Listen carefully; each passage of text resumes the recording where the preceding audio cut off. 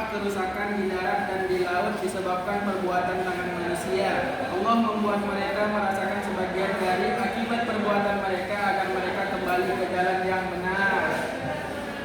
Nah, dari surat Nuh itu saja sudah jelas Allah itu memberikan seperti dampak perbuatan dari kita juga kan. Memang nggak semua kita yang berbuat kayak gitu, mungkin bisa ada pemerintah kita yang menambang semua lahan Indonesia, hutan-hutan Indonesia hampir hilang. Jadi nggak ada lagi yang membuat tanah itu kokoh, nggak ada lagi yang menahan air itu ketika hujan, ya kan? Nah, jadi saking pentingnya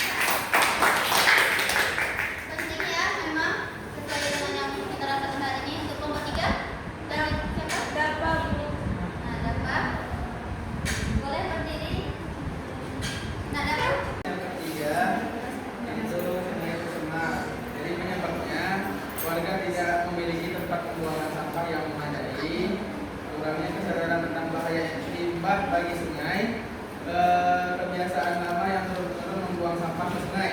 Lalu efek pencemaran sungai, efeknya bagi sungai, air sungai menjadi keruh, berbau dan tidak bisa digunakan. Lalu kedua, mati atau terganggunya kehidupan ikan dan makhluk air. Yang ketiga, warga terpapar penyakit seperti gatal-gatal, diare, dan penyakit kulit.